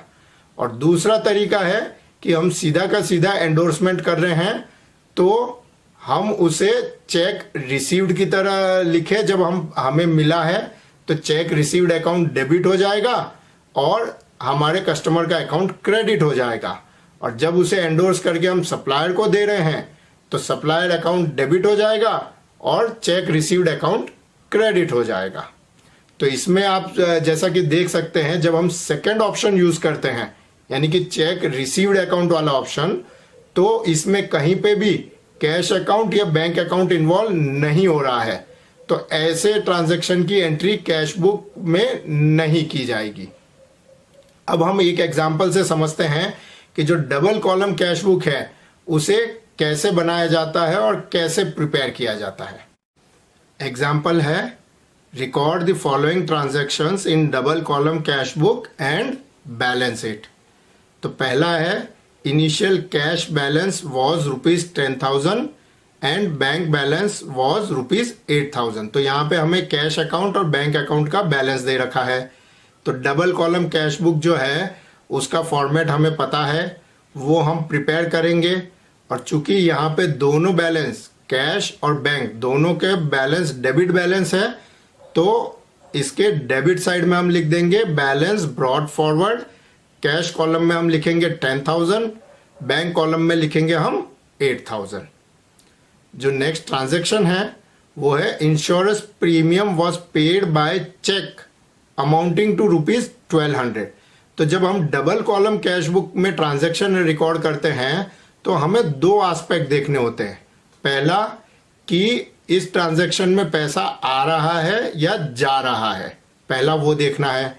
उसके बाद देखना है कि जो पैसा है वो कैश में आ रहा है या जा रहा है, या बैंक के थ्रू आ रहा है या जा रहा है। तो ये दोनों एस्पेक्ट पता करने पर ही हमें पता लगेगा कि हमें उसकी रिकॉर्डिंग कहाँ करनी है। तो यहाँ पे पहली चीज है कि पैसा जा रहा है, हमने इंश्योरेंस प्रीमियम पे किया है, तो चूंकि पैसा जा रहा है तो ऑब्वियस है हमें क्रेडिट साइड में ही एंट्री करनी है। पैसा चेक से जा रहा है तो इसका मतलब बैंक के थ्रू ट्रांजैक्शन हो रहा है, तो इस ट्रांजैक्शन की एंट्री बैंक कॉलम में होगी। तो हम डबल कॉलम कैश बुक के क्रेडिट साइड में लिखेंगे बाय इंश्योरेंस प्रीमियम अकाउंट, और जो बैंक का कॉलम है अमाउंट में उसमें हम लिखेंगे ₹1,200। नेक्स्ट ट्रांजैक्शन है, कैश डिपॉजिटेड इन बैंक 5,000। तो जैसा कि हमने सीखा था कि जब भी हम कैश को डिपॉजिट करते हैं बैंक में या बैंक से कैश विड्रॉ करते हैं तो ये कॉन्ट्रा एंट्री होती है, कॉन्ट्रा ट्रांजैक्शन होता है। तो अब इस बात को आप इस ट्रांजैक्शन को आप ध्यान से समझिए कि इसकी जो है रिकॉर्डिंग हम डबल कॉलम कैश बुक में कैसे करते हैं। तो जैसा कि अभी हमने बात की थी, हमें दो इंफॉर्मेशन चाहिए कि पैसा आ रहा है या जा रहा है और कैसे आ रहा है या जा रहा है। तो यहाँ पे अब जब हम कॉन्ट्रा ट्रांजैक्शन को रिकॉर्ड करते हैं तो यही चीज हमें दो बार करनी है, पहले कैश के एंगल से फिर बैंक बैलेंस के एंगल से। अब पहले हम कैश के एंगल से सोचते हैं कि कैश हम बैंक में डिपॉजिट कर रहे हैं, तो पैसा कैश जो है वो जा रही है। तो कैश जा रही है तो हम कैश बुक के क्रेडिट साइड में एंट्री करेंगे, और कैसे जा रही है, बैंक के थ्रू जा रही है। तो कैश बुक के क्रेडिट साइड में हम कैश के कॉलम में 5,000 लिखेंगे और पर्टिकुलर्स में हम बैंक लिख देंगे। मैं अगेन रिपीट कर रहा हूं, कैश के एंगल से हम जब सोच रहे हैं तो कैश जा रही है, इसलिए कैश का जो कॉलम है उसमें क्रेडिट साइड में एंट्री होगी और पर्टिकुलर्स में हम लिखेंगे बैंक अकाउंट। और अब हम बैंक बैलेंस के एंगल से सोचें तो पैसा बैंक अकाउंट में आ रहा है, तो आ रहा है मतलब डेबिट साइड में हम बैंक कॉलम में अमाउंट लिखेंगे 5,000 और पर्टिकुलर्स हम लिख देंगे कैश अकाउंट। तो इस तरह से जो है कॉन्ट्रा एंट्री जो है उसको हम डबल कॉलम कैश बुक में रिकॉर्ड करते हैं। नेक्स्ट ट्रांजैक्शन है, goods worth ₹12,000 were sold for cash, cash discount of 500 given to the customer. तो इसे हम दो ट्रांजैक्शन की तरह देखेंगे। पहला है goods worth ₹12,000 were sold for cash. तो यहाँ पे पैसा आ रहा है या जा रहा है, तो पैसा आ रहा है क्योंकि हमने सेल किया है। और पैसा कैसे आ रहा है, कैश में आ रहा है। तो हम डबल कॉलम कैश बुक के डेबिट साइड में लिखेंगे, और डेबिट साइड में चूंकि हम सेल कर रहे हैं तो हम लिखेंगे सेल्स अकाउंट, और चूंकि पैसा कैश में आ रहा है तो कैश कॉलम में हम लिख देंगे 12,000। दूसरा ट्रांजैक्शन हो गया cash discount of ₹500 given to customer. तो पैसा आ रहा है या जा रहा है, तो पैसा जा रहा है तो हम क्रेडिट साइड में लिखेंगे पैसा कैसे जा रहा है, कैश में जा रहा है, तो हम कैश कॉलम में लिखेंगे 500 और पर्टिकुलर्स में हम लिख देंगे cash discount account. Next transaction है goods amounting to ₹9,000 purchased in cash. पैसा यहाँ पे जा रहा है तो क्रेडिट साइड में लिखेंगे। कैसे जा रहा है, कैश में जा रहा है, तो कैश कॉलम में हम लिखेंगे 9,000, पर्टिकुलर्स में हम लिखेंगे परचेज अकाउंट। नेक्स्ट ट्रांजैक्शन है stationery purchase for cash ₹800। Again पैसा जा रहा है तो क्रेडिट साइड में एंट्री होगी। कैसे जा रहा है, कैश में, तो कैश कॉलम में हम लिख देंगे 800, पर्टिकुलर्स में हम लिख देंगे स्टेशनरी अकाउंट। नेक्स्ट ट्रांजैक्शन है telephone bill paid by cheque ₹300। Again पैसा जा रहा है तो क्रेडिट साइड में एंट्री होगी। पैसा कैसे जा रहा है, चेक से जा रहा है, तो बैंक कॉलम में हम लिखेंगे ₹300 और पर्टिकुलर्स में हम लिखेंगे telephone expense account. Next transaction cash was withdrawn from bank for personal use of owner ₹2,000। यहाँ पे जो इम्पोर्टेंट बात है वो जो आपको नोट करनी चाहिए वो है कि यहाँ पे जो है कैश जो विड्रॉ की जा रही है बैंक से वो बिजनेस में नहीं आ रही है, कैश जो है ओनर के पास जा रही है। आपको याद होगा कि जब ओनर जो है कैश विड्रॉ करता है बैंक से अपने पर्सनल पर्पस के लिए, तो उसकी हम जर्नल एंट्री क्या करते थे, उसकी जर्नल एंट्री हम करते थे कैपिटल अकाउंट डेबिट या drawing account debit to cash account to bank account. तो जो कैश है वो चूंकि बिजनेस में नहीं आ रही है तो हम कैश अकाउंट यूज नहीं करते हैं। तो यहाँ पे इस ट्रांजैक्शन को हम सिर्फ एक ही बार रिकॉर्ड करेंगे, ये कॉन्ट्रा ट्रांजैक्शन नहीं है, कॉन्ट्रा एंट्री नहीं है। तो यहाँ पे जो है पैसा बिजनेस से जा रहा है तो हम उसे क्रेडिट साइड में लिखेंगे। और कैसे जा रहा है, बैंक से जा रहा है, तो बैंक कॉलम में हम लिख देंगे 2,000, पर्टिकुलर्स में कैपिटल अकाउंट। नेक्स्ट ट्रांजैक्शन है cash was withdrawn from bank for office use 4,500। तो ये जो ट्रांजैक्शन है वो कॉन्ट्रा एंट्री है, क्योंकि यहां पे जो कैश विड्रॉ हो रही है बैंक से वो बिजनेस में आ रही है। तो अगेन इसको रिकॉर्ड करने के लिए पहले हम कैश के एंगल से सोचेंगे कि पैसा आ रहा है या जा रहा है। तो आ रहा है तो हम डेबिट साइड में लिखेंगे, कैश कॉलम में हम लिख देंगे 4,500, पर्टिकुलर्स में आ जाएगा बैंक अकाउंट। अब उसे ही इसी ट्रांजैक्शन को हम बैंक के एंगल से सोचते हैं। तो पैसा जा रहा है तो हम क्रेडिट साइड में बैंक कॉलम में लिख देंगे 4,500 और पर्टिकुलर्स में हम लिख देंगे कैश अकाउंट। तो इस तरह से कॉन्ट्रा ट्रांजैक्शन की हम एंट्री करते हैं। यहाँ अगेन मैं आपको एक बार बता दूं कि कॉन्ट्रा ट्रांजैक्शन के लिए आप लॉजिक क्या है डेबिट और क्रेडिट साइड में लिखने का उसे समझें, इसे आप याद रखने की कोशिश ना करें। जितना आप चीज़ों को सिर्फ याद रखेंगे उतना आपके लिए मुश्किलें बढ़ेगी। जब आप लॉजिकली समझ के रिकॉर्डिंग करते हैं ट्रांजैक्शन की तो आपको अलग से याद रखने की ज़रूरत नहीं है। जब भी वो ट्रांजैक्शन आएगा आप इजीली उसकी रिकॉर्डिंग लॉजिकली कर पाएंगे। नेक्स्ट ट्रांजैक्शन है received cheque from Jinesh in full and final settlement ₹4,700 and deposited the same in the bank. यहाँ पे जो चेक आया है वो हमने सेम डे बैंक में डिपॉजिट कर दिया है।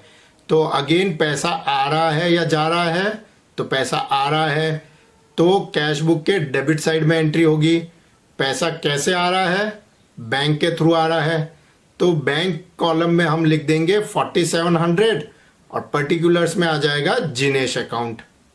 नेक्स्ट ट्रांजैक्शन है कार्टेज पेड इन कैश ₹350। तो पैसा जा रहा है, कैश बुक के क्रेडिट साइड में लिखेंगे। कैसे जा रहा है, कैश से जा रहा है, तो कैश कॉलम में हम लिख देंगे 350 और पर्टिकुलर्स में कार्टेज अकाउंट। नेक्स्ट ट्रांजैक्शन है चेक रिसीव्ड फ्रॉम अनुराग ₹3500। यहाँ पे हमें ये नहीं दिया गया है कि चेक सेम डे डिपॉजिट हुआ है। तो जैसा कि हमने डिस्कस किया था कि जब चेक को सेम डे डिपॉजिट नहीं किया जाता है, नेक्स्ट डे डिपॉजिट किया जाता है, तो उसे रिकॉर्ड करने के दो तरीके होते हैं। पहला, हम ये मान ले कि चेक की बजाय कैश मिली थी और नेक्स्ट डे जब डिपॉजिट किया तो कैश डिपॉजिट की। और दूसरा तरीका होता है चेक रिसीव्ड अकाउंट यूज करने का। तो यहाँ पे हम जो सेकंड मेथड है वो फॉलो कर रहे हैं। अगर आपकी टेक्स्ट बुक में फर्स्ट मेथड है तो आप फर्स्ट मेथड भी फॉलो कर सकते हैं। तो जब हमें चेक मिला अनुराग से तो उसकी एंट्री हो जाएगी cheque received account debit to Anurag account, और ये एंट्री होगी जर्नल में। तो इसलिए यहाँ हमारी जो डबल कॉलम कैश बुक है इसमें कोई रिकॉर्डिंग नहीं होगी। जब ये चेक डिपॉजिट हो रहा है नेक्स्ट डे कि cheque received from Anurag was deposited in bank on the next day, तो तब हम जो है रिकॉर्ड करेंगे इस ट्रांजैक्शन को डबल कॉलम कैश बुक में। पैसा आ रहा है तो डेबिट साइड में हम रिकॉर्ड करेंगे, पैसा बैंक के थ्रू आ रहा है तो बैंक कॉलम में हम लिख देंगे 3500, पर्टिकुलर कॉलम्स में आ जाएगा चेक रिसीव्ड अकाउंट। अब यहाँ पे नेक्स्ट ट्रांजैक्शन है check received from Anurag was dishonoured and return by bank. तो जब हमारे जो चेक डिसऑनर होता है, जब हमने डिपॉजिट किया हुआ चेक है और वो डिसऑनर होता है, तो हमें पता है कि जो पैसा जो है हमारे अकाउंट से चला जाता है। तो यहाँ पे पैसा अकाउंट से जा रहा है तो क्रेडिट साइड में एंट्री होगी। और कैसे जा रहा है? बैंक से जा रहा है तो हम बैंक कॉलम में लिख देंगे कि चेक जो है 3500 का था तो 3500 हम बैंक कॉलम में लिखेंगे, और पर्टिकुलर साइड में हम लिखेंगे अनुराग अकाउंट। क्योंकि आपको ध्यान होगा चेक जब रिटर्न होता है तो उसकी जर्नल एंट्री हम करते थे कि जो डेटर अकाउंट है उसे हम डेबिट करते हैं और बैंक अकाउंट को हम क्रेडिट करते हैं। यहाँ पे डेटर जो है हमारा अनुराग है तो उसका अकाउंट हम यूज करेंगे पर्टिकुलर्स कॉलम में। नेक्स्ट ट्रांजैक्शन है bank charges were levied by the bank amounting to ₹1500। तो बैंक चार्जेस जो है जब बैंक लेवी करती है तो पैसा आता है या जाता है? तो पैसा हमारा जाता है, तो इसलिए हम क्रेडिट साइड में एंट्री करेंगे। और कैसे जाता है? तो बैंक अकाउंट से डायरेक्टली जो है बैंक डिडक्ट कर लेती है, तो बैंक में से पैसा जा रहा है तो हम बैंक कॉलम में लिखेंगे 1500 और पर्टिकुलर्स में हम लिखेंगे bank charges account. Next transaction paid wages to the watchman in cash ₹900। यहाँ पे पैसा जा रहा है तो क्रेडिट साइड में लिखेंगे। कैसे जा रहा है? कैश से, तो कैश कॉलम में हम लिख देंगे 900 और पर्टिकुलर कॉलम्स में हम लिख देंगे वेजेस अकाउंट। और लास्ट ट्रांजैक्शन है paid cash for postage ₹220। Again पैसा जा रहा है तो क्रेडिट साइड में एंट्री होगी। और कैसे जा रहा है? कैश से, तो कैश कॉलम में एंट्री करेंगे ₹220 और पर्टिकुलर्स में हम लिख देंगे पोस्टेज अकाउंट। तो इस तरह से जितने भी ट्रांजैक्शन है उनकी हमने entry directly double column cash book में कर दी है। अब हम इस डबल कॉलम कैश बुक को बैलेंस करेंगे। तो जैसा कि हमने बात की कि जब हम बैलेंसिंग करते हैं तो जो कैश साइड है या कैश कॉलम है उसका बैलेंसिंग अलग करते हैं और बैंक कॉलम है उसका बैलेंसिंग हम अलग करते हैं। तो कैश का बैलेंसिंग में हमें पता है कि डेबिट साइड का ही टोटल ज़्यादा होगा, तो पहले हम डेबिट साइड का टोटल करते हैं। तो कैश का डेबिट साइड का टोटल हो जाएगा 26,500। यही टोटल हम क्रेडिट साइड में कैश के कॉलम में लिख देंगे 26,500। और इस अमाउंट में से जब हम क्रेडिट साइड की सारी अमाउंट जो कि कैश कॉलम में है वो माइनस करेंगे तो बैलेंस आ जाएगा 9,730। तो कैश का जो बैलेंस हमारा आ गया वो है डेबिट बैलेंस 9,730। अब जब हम बैंक अकाउंट का जो बैलेंस करते हैं तो ओवरऑल हम देख सकते हैं कि जो बैंक में भी डेबिट साइड में जो अमाउंट्स हैं वो ज़्यादा हैं। तो पहले हम डेबिट साइड का टोटल करेंगे, वो टोटल हो गया 21,200। यही टोटल हम क्रेडिट साइड पे भी लिख देंगे। इसमें से जो हम जितनी भी क्रेडिट के साइड के जो भी ट्रांजैक्शन, जो भी अमाउंट्स हमने ऊपर लिखी हुई है, उनको जब हम माइनस करेंगे 21,200 में से, तो उसका बैलेंस आएगा 8,200। यानी कि जो हमारा बैंक अकाउंट है, जो बैंक बैलेंस है, वो भी हमने फाइंड आउट कर लिया है, वो आया डेबिट बैलेंस 8,200। तो इस तरह से जो है हमारी डबल कॉलम कैश बुक हम प्रिपेयर कर सकते हैं। यहाँ पे दो इंपॉर्टेंट पॉइंट मैं आपको बताना चाहता हूँ। पहला कि जो हमारा पॉइंट नंबर 4 था, यानी कि जिसमें goods worth 12,000 were sold for cash and cash discount of 500 was given. अब उस ट्रांजैक्शन को हमने रिकॉर्ड किया था कि पहले हमने ये इस तरह से रिकॉर्ड किया कि 12,000 कैश आई है, और फिर हमने रिकॉर्ड किया कि 500 की कैश चली गई है। इसी ट्रांजैक्शन को आप नेट अमाउंट के साथ भी रिकॉर्ड कर सकते हैं कि 11,500 की कैश आई। तो जो बैंक जो डबल कॉलम कैश बुक है, उसमें डेबिट साइड में जो कैश का कॉलम है, उसमें हम डायरेक्टली सिर्फ 11,500 रिकॉर्ड कर सकते हैं। 500 का जो कैश डिस्काउंट का जो अमाउंट है, उसकी रिकॉर्डिंग हम जर्नल में भी कर सकते हैं।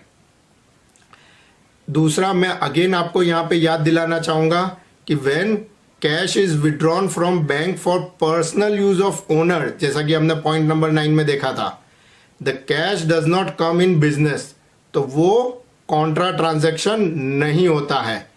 The transaction is recorded as capital account debit and bank account credit, hence this transaction is not contra entry. तो आई होप आपको डबल कॉलम कैश बुक कैसे प्रिपेयर होता है वो अच्छे से समझ में आ गया होगा। आई होप अब आपको अच्छे से समझ में आ गया होगा कि जो डबल कॉलम कैश बुक है उसे कैसे प्रिपेयर किया जाता है। अब हम अगला एस्पेक्ट सीखते हैं, जो कि है petty cash book. An entity is required to make payment for a number of small expenses like postage, freight, refreshment of staff, courier charges, loading unloading charges etcetera.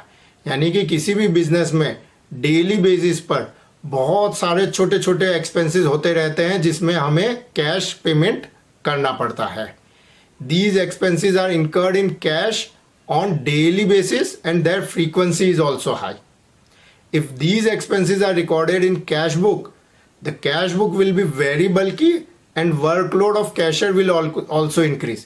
यानी कि चूंकि हम इन सारे एक्सपेंसेस में कैश पे कर रहे हैं, तो जैसे कि हम कैश बुक मेंटेन करते हैं, और अगर ये सारे के सारे ट्रांजैक्शन जो है हम कैश बुक में एंटर करेंगे, तो हमारी जो कैश बुक है उसमें रोज जो है 25, 50 या 100 ट्रांजैक्शन भी हो सकते हैं। तो आप सोचिए कि अगर इस तरह से हम इतने सारे कैश के ट्रांजैक्शन रोज कैश बुक में डालेंगे, तो कैश बुक न सिर्फ बल्कि हो जाएगी, लेकिन उसको बैलेंसिंग करना भी बहुत मुश्किल हो जाएगा। और जो इम्पोर्टेंट इंफॉर्मेशन हमें कैश बुक से चाहिए होती है, यानी कि उसका बैलेंसिंग करके कैश बैलेंस पता करना, वो डेली बेसिस पे करना बहुत मुश्किल हो जाएगा। For this purpose, petty cash book is maintained. Petty cash book works on the impress system. Impress system क्या होता है? Keeping certain amount of cash aside and reimbursing expenses periodically. यानी कि जो impress system ऐसा होता है कि हम कुछ कैश जो है एक साइड में रख देते हैं, और उसी कैश में से हम जो है डेली एक्सपेंसेस करते रहते हैं, और जब वो कैश खत्म होने आती है तो हम उसमें थोड़ी और कैश जो है डालकर उसे पहले की तरह कर देते हैं। तो पेटी कैश बुक जब हम मेंटेन करते हैं, तो जो पेटी कैशियर है उसे कुछ अमाउंट दे दी जाती है। हो सकता है वो 5,000 हो, 2,000 हो, 10,000 हो, डिपेंड करता है कि रोज के कितने एक्सपेंसेस हो रहे हैं। This amount is called impressed account. और पेटी कैशियर क्या करता है? Petty cashier keeps making all the small expenses, यानी कि ये जो पैसा हमने पेटी कैशियर को दिया है, वो रोज उसमें से जो छोटे मोटे एक्सपेंसेस होते हैं उसके लिए पेमेंट करता रहता है। When the petty cash is about to be over, he provides details of expenses to the main cashier. Main cashier reimburses the expenses incurred to the petty cashier and replenishes the cash। यानी कि जैसे अगर पेटी cashier को 5,000 रुपये दे दिए और वो तकरीबन 1 वीक तक चल सकता है। तो जब उसमें से पेटी कैशियर एक्सपेंसेस करता जाता है और उसे लगता है कि 4,000 4,500 ख़त्म हो गए, तो वो क्या करता है, मेन कैशियर के पास जाता है, उसे बताता है कि ये सारे वाउचर्स हैं, मैंने 4,500 का एक्सपेंसेस कर दिया है। तो पेटी कैशियर जो है वो सारे वाउचर कैशियर को दे देता है और कैशियर क्या करता है, वो 4,500 रुपये के वाउचर अपने पास रख लेता है और पेटी कैशियर को 4,500 रुपये दे देता है। तो अब पेटी कैशियर के पास फिर से 5,000 रुपीज़ आ गए, तो अब फिर से वो उसमें से एक्सपेंस कर सकता है। फिर जब उसमें वो पैसा ख़त्म होने आता है तो फिर मेन कैशियर के पास जाकर उसे वाउचर दे देता है और उतनी अमाउंट वापस ले लेता है। तो ये जो सिस्टम है इसे इम्प्रेस्ड सिस्टम कहते हैं। अब हम देखते हैं कि पेटी कैश बुक में से पोस्टिंग कैसे की जाती है। अब जो पोस्टिंग है पेटी कैश बुक में से वो काफ़ी हद तक जो हम कैश बुक से पोस्टिंग कर रहे हैं उससे सिमिलर ही है, इसमें नया नहीं है। To avoid recording of each transaction total expenses may be recorded periodically, यानी कि जैसे हम कैश बुक में से करते हैं कि हर एक ट्रांजैक्शन की जो है पोस्टिंग हम सेपरेटली करते हैं, लेकिन पेटी कैश बुक में जो हर एक टाइप का जो ट्रांजैक्शन होता है उसके बहुत सारे अलग अलग ट्रांजैक्शन डेली बेसिस पे होते हैं।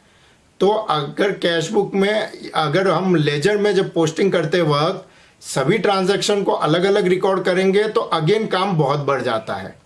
तो क्या किया जाता है कि जितने भी एक्सपेंसेस हैं उनको पीरियोडिकली टोटल कर लिया जाता है कि जैसे मान लीजिए कि लोडिंग अनलोडिंग चार्ज है तो उसका हर एक ट्रांजैक्शन की पोस्टिंग करने के बजाय पूरे वीक में जितना भी खर्चा हुआ है लोडिंग अनलोडिंग चार्जेस का उसका टोटल अमाउंट का जो है पोस्टिंग लोडिंग अनलोडिंग एक्सपेंस में कर दिया जाता है, जिससे कि हर ट्रांजैक्शन की अलग से पोस्टिंग करने की ज़रूरत नहीं पड़ती है।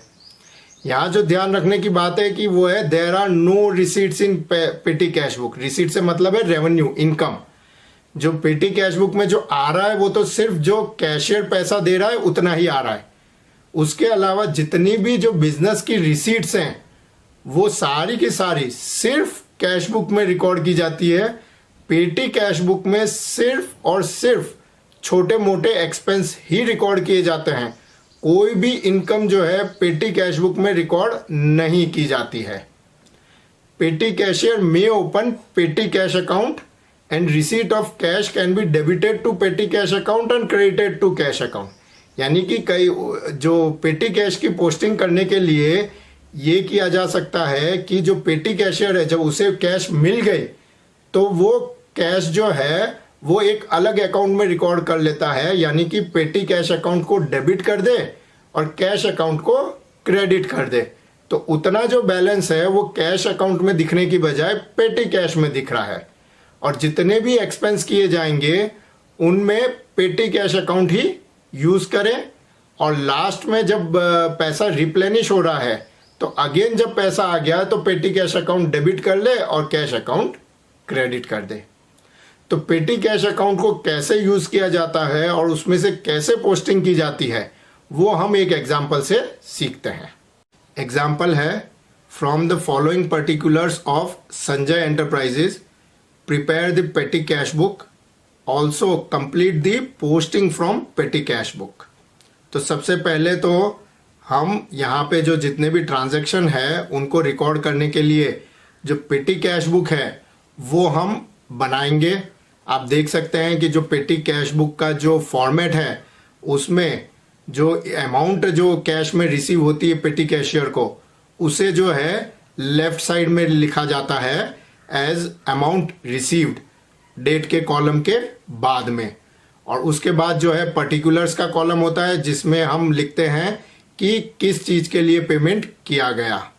उसके बाद जो नेक्स्ट कॉलम होता है वो है वाउचर नंबर, यानी कि जो एक्सपेंस हुआ उसका वाउचर नंबर डाला जाता है। उसके बाद जो है अमाउंट का टोटल डाला जाता है। और फिर आप देख सकते हैं कि हमने अलग अलग कॉलम बनाई हुई है और हर एक कॉलम में एक पर्टिकुलर टाइप का जो एक्सपेंस है वो रिकॉर्ड किया जाता है। तो यहाँ पे कन्वीनियंस की पर्पज़ के लिए जो टाइप ऑफ एक्सपेंस होता है उनको ध्यान में रखते हुए पेटी कैशियर ने 3 मेजर अलग अलग कैटेगरी बनाई है। पहला है पोस्टेज, दूसरा है टेलीफोन और तीसरा है ट्रांसपोर्टेशन।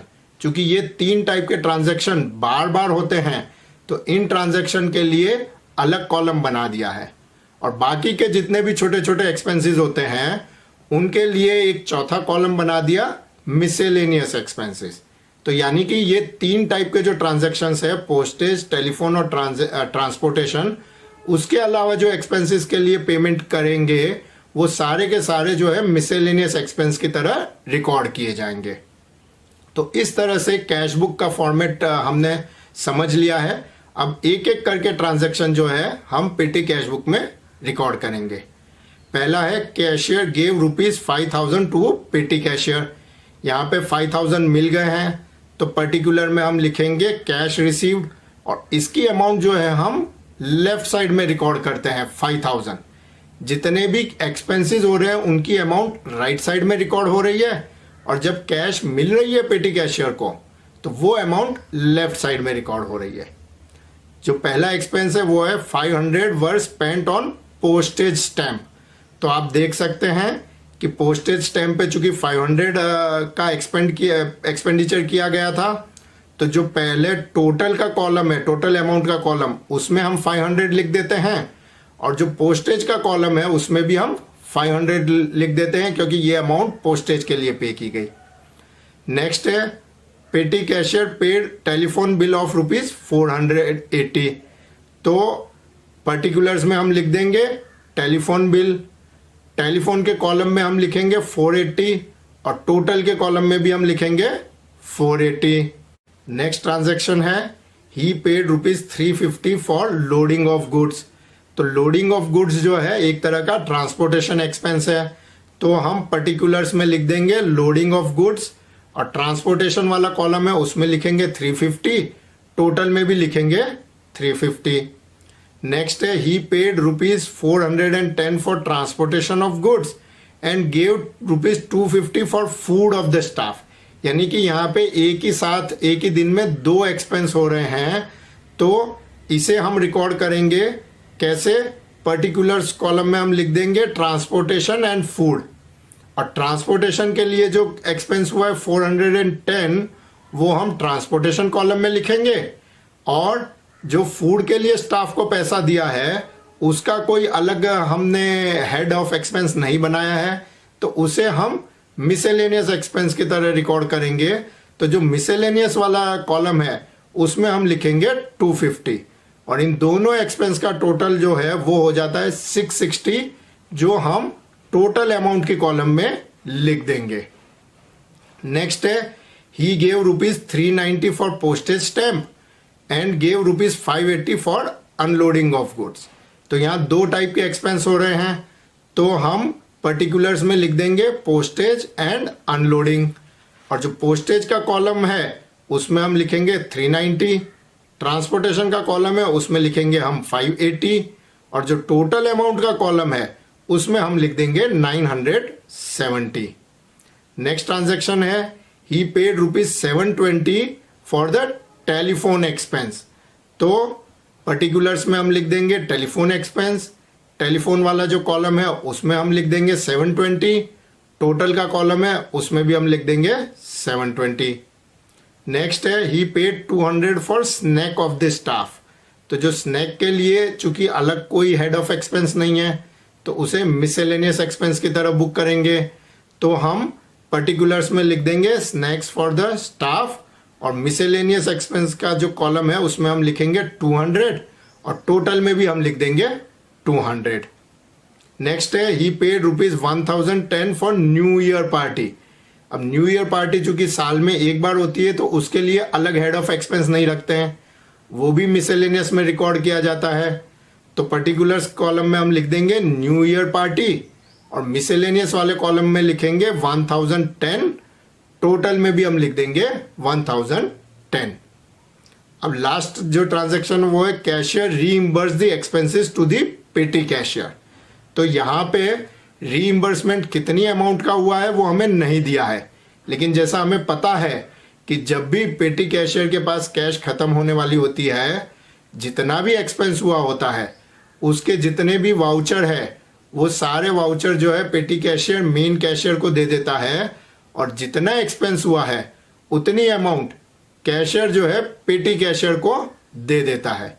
तो पेटी कैशियर को यहाँ पे कितनी अमाउंट मिली है वो जानने के लिए हमें पहले ये देखना पड़ेगा कि टोटल एक्सपेंस कितना हुआ है। तो हर एक दिन पे जो टोटल एक्सपेंस हो रहा था वो हमने टोटल की जो कॉलम है उसमें हम लिख रहे थे।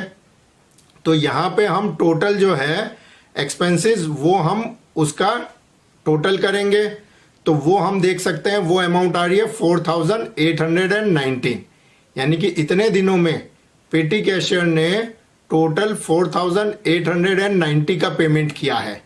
तो ऑब्वियसली यही अमाउंट कैशियर जो है पेटी कैशियर को देगा। तो नेक्स्ट हम इस रिकॉर्ड करेंगे कि कैश रिसीव फ्रॉम पेटी कैशियर 4890। तो बैलेंस जो है वो हमारे पास था 110 रुपीज़, क्योंकि टोटल 5000 मिले थे, उसमें से 4890 का एक्सपेंडिचर हो गया। तो 110 रुपीज़ का बैलेंस कैशियर के पास, पेटी कैशियर के पास था, और उसमें 4890 जो है कैशियर से मिल गए। तो अब पेटी कैशियर के पास फिर से 5000 रुपीज़ हो गए हैं, और इसी में से अब पेटी कैशियर जो है एक्सपेंडिचर करता रहेगा। अब हम सीखते हैं कि पेटी कैश बुक से पोस्टिंग कैसे की जाती है। तो जैसा कि हमने सीखा था कि जब भी पेटी कैशियर को पैसा मिलता है तो वो एक सेपरेट अकाउंट यूज करता है, पेटी कैश अकाउंट, और जो कैश मिली है उसे कैश बैलेंस से निकाल के पेटी कैश अकाउंट में ट्रांसफर कर दिया जाता है। तो सबसे पहले हम पेटी कैश बुक अकाउंट बनाएंगे, और दूसरा हम बनाएंगे कैश अकाउंट। तो जो कैश और पेटी कैश अकाउंट में ट्रांजैक्शन है वो जो वही होते हैं कि जब पेटी कैशियर को कैश मिल रही है। तो पेटी कैशियर को यहाँ पे 2 बार कैश मिली थी। पहली बार जब कैश मिली तो 5000 रुपीज़ मिले थे, तो वहाँ पे जर्नल एंट्री हो जाएगी petty cash account debit to cash account 5000। तो इसकी पोस्टिंग हम करेंगे, पेटी कैश अकाउंट के हम डेबिट में जाएंगे, वहाँ हम लिखेंगे कैश अकाउंट 5000, और कैश अकाउंट के हम क्रेडिट में जाएंगे, वहाँ पे हम लिखेंगे पेटी कैश अकाउंट 5000।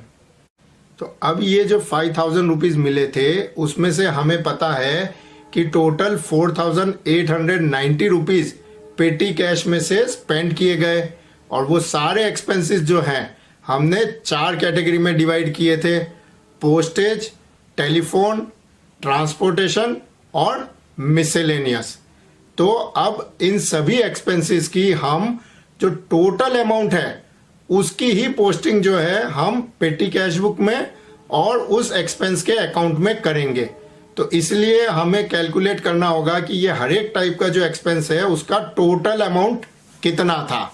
तो जब हम उस पर्टिकुलर एक्सपेंस का जो कॉलम है उसका टोटल करेंगे तो हम देख सकते हैं कि पोस्टेज के ऊपर टोटल 890 रुपीज़ का एक्सपेंडिचर हुआ, टेलीफोन के ऊपर 1200 का एक्सपेंडिचर हुआ, और ट्रांसपोर्टेशन के ऊपर 1340 का एक्सपेंडिचर हुआ, और जो मिसेलेनियस है उसके ऊपर 1460 रुपीज़ का एक्सपेंडिचर हुआ।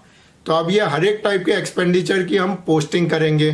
तो एक्सपेंडिचर की जो पोस्टिंग है वो हमने चूंकि एक्सपेंडिचर पेटी कैश बुक से किया था, तो अगर हम इसकी जर्नल एंट्री सोचें तो जर्नल एंट्री होगी expense account debit to petty cash account. तो जो पोस्टेज का एक्सपेंडिचर है उसको रिकॉर्ड करने की जर्नल एंट्री हो जाएगी postage expense account debit to petty cash account 890 rupees. तो अब हम इसकी पोस्टिंग कर सकते हैं। पोस्टेज अकाउंट के हम डेबिट में जाएंगे, वहाँ लिखेंगे पेटी कैश अकाउंट 890, और पेटी कैश अकाउंट के हम क्रेडिट में जाएंगे, वहाँ लिखेंगे पोस्टेज अकाउंट 890। दूसरा जो हमारा एक्सपेंडिचर था वो था ट्रांसपोर्टेशन। टोटल एक्सपेंडिचर 1200 हुआ है, उसकी जर्नल एंट्री जो है वो होगी telephone expense account debit 1200 to petty cash book account 1200। तो हम टेलीफोन एक्सपेंस अकाउंट के डेबिट में जाएंगे, वहाँ लिखेंगे पेटी कैश बुक 1200, और पेटी कैश बुक के क्रेडिट में जाएंगे, वहां लिखेंगे telephone expense 1200। Next category of expenditure है ट्रांसपोर्टेशन, जिसका टोटल था 1340। उसकी जर्नल एंट्री हो जाएगी transportation expense account debit to petty cash book 1340। तो ट्रांसपोर्टेशन एक्सपेंस अकाउंट के हम डेबिट में जाएंगे, उसमें हम लिखेंगे पेटी कैश बुक 1340 और पेटी कैश बुक के क्रेडिट में हम लिखेंगे ट्रांसपोर्टेशन एक्सपेंस 1340। जो लास्ट कैटेगरी है वो है मिसेलेनियस एक्सपेंस, जिसका टोटल था 1460। इसकी जर्नल एंट्री हो जाएगी miscellaneous expense account debit to petty cash book 1460। तो इसकी हम पोस्टिंग करेंगे। मिसेलेनियस एक्सपेंस के अकाउंट के हम डेबिट में जाएंगे, वहां लिखेंगे पेटी कैश बुक 1460 और जो पेटी कैश बुक है उसके हम क्रेडिट में जाएंगे और वहां लिखेंगे मिसेलेनियस एक्सपेंस अकाउंट और 1460। तो इस तरह से जो है सारे एक्सपेंस को जो है हम उन रिस्पेक्टिव एक्सपेंस अकाउंट में डेबिट कर देते हैं और पेटी कैश अकाउंट में हम क्रेडिट कर देते हैं। और लास्ट में जब हमें कैशियर ने रीइंबर्समेंट किया एक्सपेंसेस का, कैश को रिप्लेनिश किया, तो कैशियर से 4890 रुपीज मिले। तो अगेन जो पहली एंट्री थी उसी को हम रिपीट करेंगे, petty cash account debit to cash account. तो पेटी कैश अकाउंट के डेबिट में जाके हम लिखेंगे कैश अकाउंट 4890 और कैश अकाउंट के क्रेडिट में हम लिखेंगे पेटी कैश बुक या पेटी कैश अकाउंट 4890। तो इस तरह से पेटी कैश बुक जो है मेंटेन की जाती है छोटे छोटे जो एक्सपेंडिचर है उनको रिकॉर्ड करने के लिए, और उसमें से रिस्पेक्टिव जो है एक्सपेंस अकाउंट में और कैश बुक में पोस्टिंग भी की जाती है।